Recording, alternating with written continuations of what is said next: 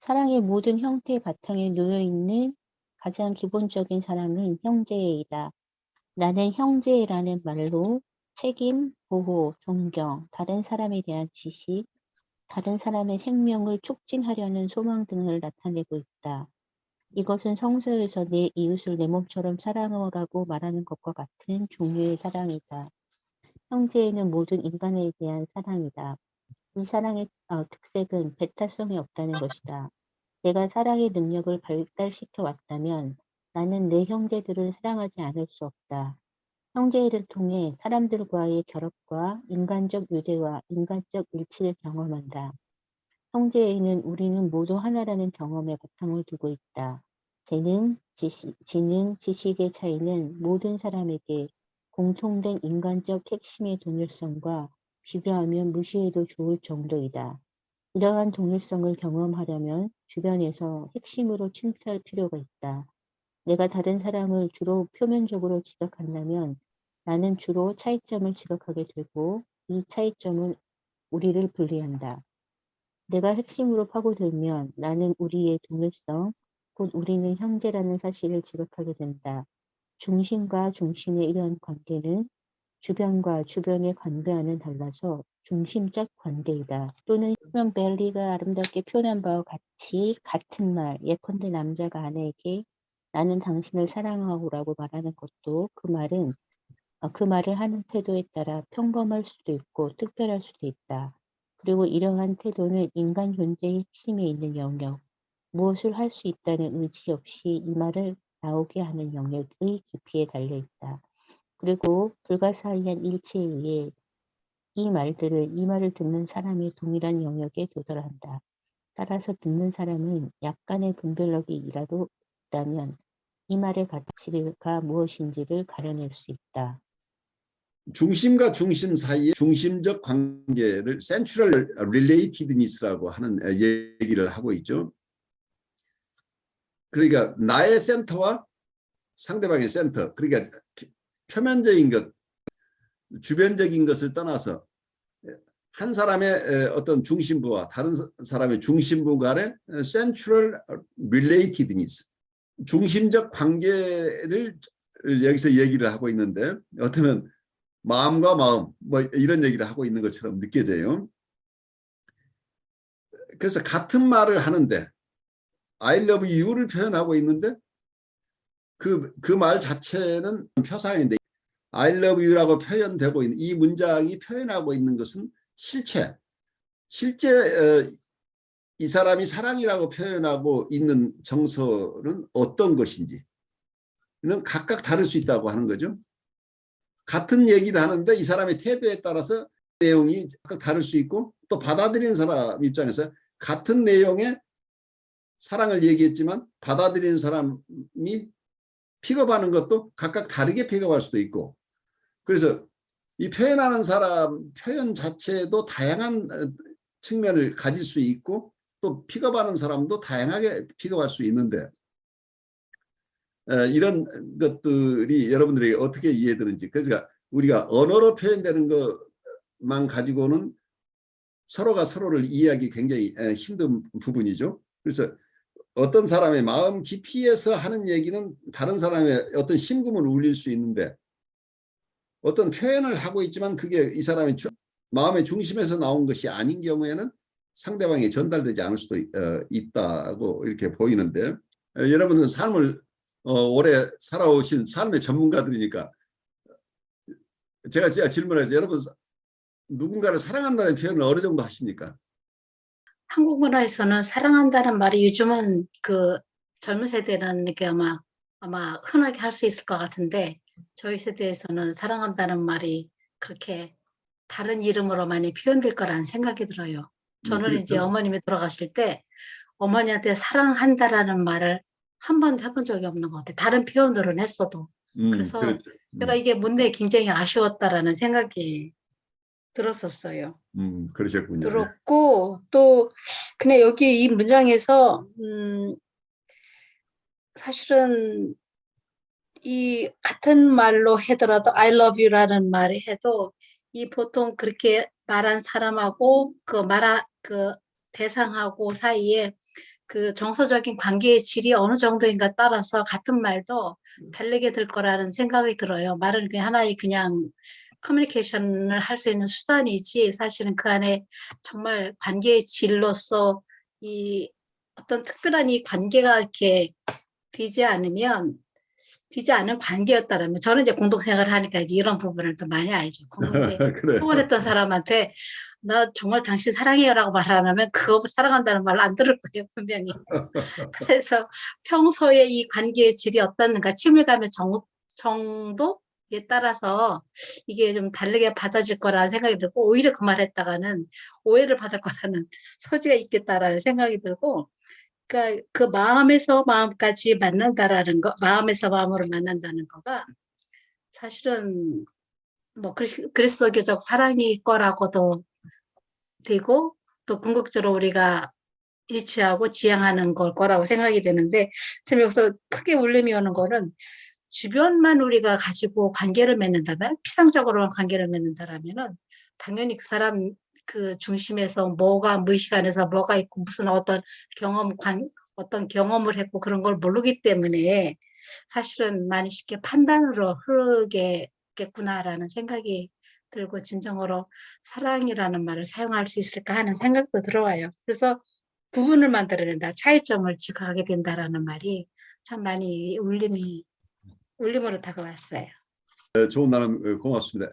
어쩌면 여기서 상대방을 알지 못한다고 하는 게 아까 이 브라더리 러브, 그래 형제의 첫 번째 에릭 프롬이 한 얘기가 그 얘기죠. 브라더리 러브를 정의하면서 The sense of responsibility, care, respect, knowledge of any other human being, the wish to further his life, 뭐 이런 얘기를 하고 있는데, 이 얘기 우리 번역한 내용을 보면은 나는 형제라는 말로 책임, 보호, 존경, 다른 사람에 대한 지식, 다른 사람의 생명을 촉진하려는 소망 등을 나타내고 있다. 이게 에릭 프롬의 얘기예요. 에릭 프롬은 이렇게 정리를 하고 있는데, 이게 responsibility는 아마 책임이라고 번역을 했는데, 누군가에게 책임을 느낀다고 하는 건 누군가가 어떤 상태에 있을 때 그 상태나 상대방이 나에게 어떤 접촉을 했을 때 거기에 적절한 반응을 해줄 수 있는 마음이 있느냐. 그래서 저는 상대에 대한 민감성, 반응 가능성, 혹은 반응성 등의 의미로 받아들이는 게 좋지 않을까 하는 의견을 가지고 있습니다. 많은 경우에 우리가 무관심하면 반응 자체를 안 하죠. 무시해버리죠. 그러니까 어쩌면 사람과 반대되는 경우에 누군가 무슨 얘기를 해도 애써 리스판스를 안 한다고 하는 것. 그래서 어떤 반응성이라고 할까요? 그리고 상대방에 대해서 반응할 수 있는 마음을 가지고 있다면 또 그 상대방을 보호해주고 싶은 마음이기도 하죠. 그리고 이분에게 적절하게 반응하고, 그리고 이분을 볼모으고 싶다고 한다면 이분에 대한 존경이 필요하다, 리스펙트가 필요하고, 이분에게 적절하게 반응하고 이분을 존경하기 위해서는 이분에 대해서 알아야 되는 거죠. 그래서 이분에 대한 지식이 필요하다는 얘기죠.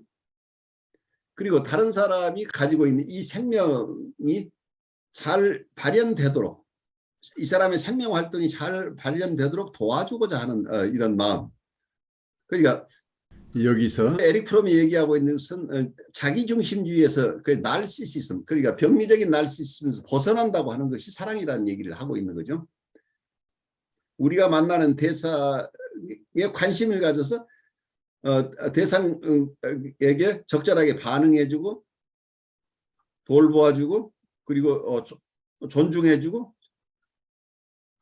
그리고 그 사람에 대해 좀 더 알려고 하는 애씀이 있어야 되는 거고, 그래서 그분 안에 있는 생명력이 잘 발현되도록 도와준다고 하는 측면이니까, 이분이 나에게 어떤 사랑스러운 느낌을 주느냐에 포커스가 있는 게 아니고, 저분이 독립된 인격으로서 생명을 사는 기쁨을 누리는, 그러니까 기쁨 속에 이 생명을 누릴 수 있도록 존중해주고 격려해주고 도와주는 이런 마음, 이걸 에릭 프롬은 사랑이라고 지금 디파인하고 있는 거. 이걸 형제라고 보는 거죠. 그러니까 이분이 나에게 어떤 도움을 주는 사람인가, 나를 기분 좋게 하는 분인가, 나에게 낭만적인 생각을 하게 하는 분인가에 따라서 내가 이 사람을 사랑한다는 이런 느낌이 아니고, 이런 느낌을 통한 것이라기보다는 대상을 있는 그대로 바라보면서 이 사람이 가지고 있는 귀한 것을 귀하다고 바라봐 주면서 함부로 침해하지 않고, 그리고 그 사람이 가지고 있는 귀한 것들이 잘 발현될 수 있도록 적절하게 반응해주고 도와주고 존경해주고 호기심을 가지고 이분의 삶의 활동에 도우미 역할을 필요하다면 할 수 있는 이런 관계가 사랑의 관계다. 이게 형제다라는 이런 데피니션을 에릭 프롬이 하고 있어요. 그렇다라면 그냥 질문은 교수님이 제가 말한 것도 교수님이 응답해 주셨는데 굉장히 제가 분석적인 얘기를 하면은 좀 너무 지적으로 나가는 건가요? 그냥 멜라니 우울자리의 극복이라는 말하고 그 애증을 이렇게 통합하는 거하고 이제 그게 사랑의 관계, 사랑일 거라는 생각이 연상이 돼요. PS 포지션에서 D 포지션이라고 하는 정신분석자의 멜라니 클라인의 얘기, 그러니까 편집 분열적 자리에서 우울적 자리로 간다는 것 자체가 대상을 내가 가지고 있는 팬터시로서의 대상이 아니라 부분 대상으로 보지 않고 전체 대상으로 본다는 얘기예요. 그래서 우울적 자리에 간다는 것은 대상을 있는 그대로, 대상이 내가 원하는 이상적인 대상도 아니지만 그렇다고 나를 침해하기만 하는 대상도 아니고, 어쩔 때는 나를 만족시켜 주기도 하지만 어쩔 때는 나를 만족시킬 수 없는, 그리고 내가 마음대로 조정할 수 있는 대상이 아니라는 것을 이해하는 것이 어떤 성숙의 과정이라고 멜라니 클라인이 얘기하고 있는 거죠. 이런 우울적 자리, 이런 우울적 자리에서 건강한 사랑이 된다는 얘기를 하고 있는데, 그렇게 심플하지는 않은데 어떤 면에서는 좀 더 깊이 들어가기 전에 우선 피상적으로 얘기를 하자면, 이런 어쩌면 이런 대상이 실제 대상하고 전혀 다르게 이걸 분해해서 내가 가지고 싶은 대상과 그 극단적으로 나를 만족시키지 않아서 나쁜 대상을 별개의 대상으로 이렇게 보고 있는 부분 대상으로서의 내적 대상에서 이 두 부분이 통합된 대상으로 간다고 하는 것 자체가 외부 대상을 바라보는 시각 자체도, 외부 대상을 투사를 통해서 파악할 때 분열된 대상의 투사가 일어나는 게 아니고 전체 대상을 이해하는 이런 관점이, 퍼스펙티브가 내부에서 형성된다고 한다면 이런 전이 자체도 어쩌면 통합된 대상에 대한 전이 관계가 일어날 수 있겠죠.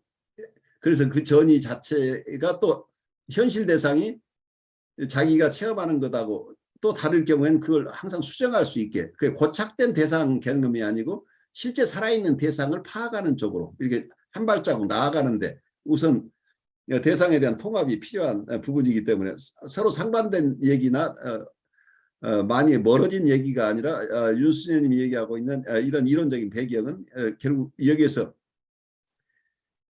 대상 자체를 내 필요대로 보지 않고 대상 자체를 독립된 인격으로 볼 수 있는 힘이라고 하는 것 때문에 서로 연결되겠죠. 저는 아까 사랑의 표현에 대한 제가 생각에 대해서 잠깐 나누고 싶은데요. 제가 상담을 옛날에 받으면서, 저는 항상 저희 아이들에 대해서 제가 편안하고 정서를 잘 수용해주는 엄마가 될 수 있을까 하는 거기에 그 부분에 대한 항상 두려움이 있어요. 근데 그래서 사랑을 하는 방법, 당연히 부모 자식 간의 사랑은 너무나 당연하게 생각이 드는 부분이잖아요. 사실 그렇기도 하고, 그리고 사실 사랑한다는 그게 굉장히 남발이 되기도 하고 하는 그건데, 그래서 생각을 많이 했고, 제 체험 속에서도 구체적인 말을 하는 거의 중요성에 대해서 얘기를 상담 선생님이랑도 많이 했고, 저도 많이 체험 속에서도 생각을 했어요. 그래서 언제부터 제가 정서적으로 많이 이렇게 아이들을 받아주지 못하는 부분이 있더라도 제가 정말 어떤 부분은 조금 실행에 진짜 공부를 하는 것처럼 좀 부끄러운 얘기지만 공부를 하는 것처럼 실행에 좀 옮겨봐야 되겠다 생각하는 부분이 사랑한다, 미안하다 이 두 부분의 표현을 구체적인 내용을 담아가지고 구체적으로 전달을 하는 거라고 생각을 했어요. 그래서 그 미안한 경우가 생겨도 그냥 알겠지랑 지나갈 수 있는 경우가 몇 번이나 있었는데 우리 아들한테도 딸한테도 그때 네 마음을 몰라줘서 정말 미안하다라든지 사랑한다는 것도 조금 구체적으로 전달을 하려고 굉장히 조금 시도를 했던 부분이 있어서 그게 제가 제 부족한 부분을 메꿀 수 있는지는 잘 모르겠지만 사실은 제 경험 속에서 제가 서운했던 부분이에요. 그게. 그래 굉장히 중요한 부분이죠. 그러니까 네. 귀한 통찰인데 아까 레스폰서빌리티를 나는 책임이라고 번역하고 싶지 않다고 하는 게 이런 거죠. 아이가 어떤 정서를 가지고 있으면 그 정서에 대해서 적절하게 반응해 주는 거죠. 그러니까 뭔가 어떤 자극이 있고 불편함이 있는데 그냥 내가 저 아이가 저런 정서를 가지고 있거나 컨테인만 하는 것만 가지고는 안 된다는 얘기예요. 경우에 따라서는. 컨테인하는 것은 기본적이지만 우리가 조이닝이나 미러이닝이 왜 필요하냐면 정서적인 어려움에 있는 경우에는 반드시 그 정서에 공감하는, 공감이라는 용어를 조금 전문적으로 조이닝이나 미러이닝이죠. 조이닝은 네가 불편한 건 네 상황에서 불편할 수밖에 없잖아. 그래 참 많이 불편할 거야 라고 공감해 주거나 하면 네가 굉장히 불편하게 느끼고 있는데 사실은 엄마도 이런 상황에서는 굉장히 불편하게 느껴 라고 하는 어떤 이건 미러잉이라고 그러죠. 그래서 너의 입장을 내가 이해하는 것 같고 나도 너와 같은 경험을 한다고 하는 이런 정서적인 커뮤니케이션을 할 수 있다고 하는 이게 레스폰서빌리티는 이걸 책임이라고 얘기를 번역을 했는데 이건 반응 가능성이죠. 반응성이죠. 우리가 반응을 할 수 있는 마음이 있다고 하는 사랑을 가진 사람만이 반응이 가능하다고 봐요. 저는. 내가 민감하게 상대방에 반응할 수 있는 마음이 이게 사랑의 기본 조건으로 보인다는 얘기 저한테는. 그래서 정서적인 커뮤니케이션이 가능하려면 내가 사랑하는 마음이 있어야 된다고. 내가 대상에 대해서 애착이 없고 사랑하는 마음이 없다고 한다면 저 대상에 대해서 내가 참 존중하고 그리고 돌보고 싶은 마음이 내가 가지고 있지 않다고 한다면 거기에 내가 반응 자체가 안 생기죠. 그 상대방이 슬프거나 힘들거나 화가 나거나 네가 화났구나. 그리고 나하고 아무 무관한 것처럼 느끼게 되는 그럼 상대방의 정서와 내가 동일시하는 부분이 없다는 얘기예요. 그래서 상대방은 남남으로 나를 느끼니까 여기서 사랑이라는 개념이 들어갈 수가 없죠. 이런 것 때문에 어쩌면 굉장히 여기서 아까 우리 손대행님이 얘기했듯이 세상에 없는 것처럼 이렇게 추상적인 얘기처럼 들리지만 이 얘기는 굉장히 구체적인 얘기예요. 현실적인 얘기라니. 실제로 정서적인 교류를 할 수 있는 것이 사랑인데 많은 경우에 사랑한다고 말하고 있으면 상대방의 정서에 내가 반응해 주지 않고 있는 경우들이 발생한답니다. 그런데 반응을 안 하고 있다는 것은 실제로 사랑이 없다는 얘기예요. 사실은. 그러니까 내가 언어에 속고 있는 거죠. 나도 부모로서 너 사랑해. 근데 사랑한다고 주장하지만 사실은 상대방의 여러 정서에 내가 민감하게 반응할 능력이 없다고 한다면 나는 이미 거리를 두고 있어서 충분한 사랑의 관계에 있지 않다고 하는 얘기죠. 그래서 이 에릭 프롬의 얘기를 굉장히 뭐라고 할까 굉장히 추상적인 얘기고 이데아 같은 얘기고 원형 같은 얘기로 들리지만 임상적으로 여러분들이 이해를 한다면 이건 굉장히 구체적인 얘기로 우리가 소화해낼 수 있어요. 그래서 너무 본질이다 실존이다고 하지 이렇게 나눌 부분이 아니고 이 두 가지가 다 서로 만나서 이런 것이 사랑인 것 같다고 하는 이걸 꼭 본질이다 아니다를 떠나서 우리가 이런 것이어야 사랑이라고 할 수 있지 않느냐 하는 얘기를 에릭 프롬은 하고 있고 그런데 우리가 실제 삶 속에서 내가 사랑이라고 주장하고 있는 것은 난 실존적으로 너를 사랑한다고 하는데 사실은 이런 성질을 결여하고 있다고 한다면 일반적으로 생각하는 사랑이라고 할 수 없지 않겠느냐 이게 철학적으로 본다면 이게 본질주의 입장과 실존주의 입장에 첨예한 다름 같은데 사실은 이 어느 경우에도 이 두 가지를 분리할 수 없다고 봐요. 그래서 실존주의 이론 속에 유신론적인 실존주의와 무신론적인 실존주의가 병존하고 있어요. 실존이라고 하지만 신을 제외한 실존주의가 있고 신은 받아들이지 않고는 실존주의가 자체도 없다고 보는 이런 견해가 있기 때문에 그걸 소화하는 것은 각자 여러분의 몫이에요. 그래서 이런 것을 각자 소화하는 거가 우리의 삶의 우리의 방향이죠. 이게 우리의 삶에 대한 애티튜드고 오리엔테이션이니까 우리 각자 자기가 사랑하는 방향을 배워가고 있다고 이렇게 생각하셔야 돼요. 우리가 다 같을 수는 없어요. 우리의 체험이 다르고 우리가 타고난 게 다르기 때문에 사랑하는 방법은 각각 다른데 우리가 선택해 가는 사랑이 어쩌면 여러분이 각자 수긍할 만한 이상적인 어떤 사랑의 모습으로 간다고 한다면 바람직하지 않겠느냐. 근데 이거 자체가 내가 사랑한다고 하면 그냥 사랑이야 라고 그냥 내 선택 어떠한 기준도 없고 그냥 내가 그때 선택하는 것이 이걸 내가 사랑이라고 하면 사랑이고 이것이 진리라고 하면 나에겐 이게 진리야 라고 극단적인 상대주의로 갈 것이냐. 그래서 어떤 포스트 모더니즘 쪽에 너무 경도돼 버리는 경우에는 혼란과 무질서밖에 어떤 케이아스를 초래할 수도 있다고 보여요. 그래서 어떤 본질을 전혀 도외시한 실존이라는 게 가능한가 하는 이런 물음을 우리가 같이 가지고 가볼 수 있겠죠. 이동하다 이제 자리에 앉아서 네. 그 처음에 오늘 시작할 때 이제 사랑은 대상과의 관계가 아니라 뭐 태도, 성격의 방향이다라고 제시하는 그 첫 문장을 들으면서 제가 가졌던 생각은 여기서 말하는 사랑은 교수님 말씀하신 것처럼 어떤 실존적인 사랑이 아니라 어떤 본질적인 사랑, 그다음에 사랑 전체적인 통합적인 그 의미를 먼저 제시하고 있구나. 그래서 어떻게 보면 이 저자 에리 프롬의 의도는 알겠는데 그냥 이것만 봤을 때는 우리 손대웅 선생님께서 얘기했던 것처럼 이거 현실하고 너무 거리가 먼데 좀 뜬구름 잡는 얘기 같은데 이렇게 들릴 수도 있겠다라는 생각을 저도 했었습니다.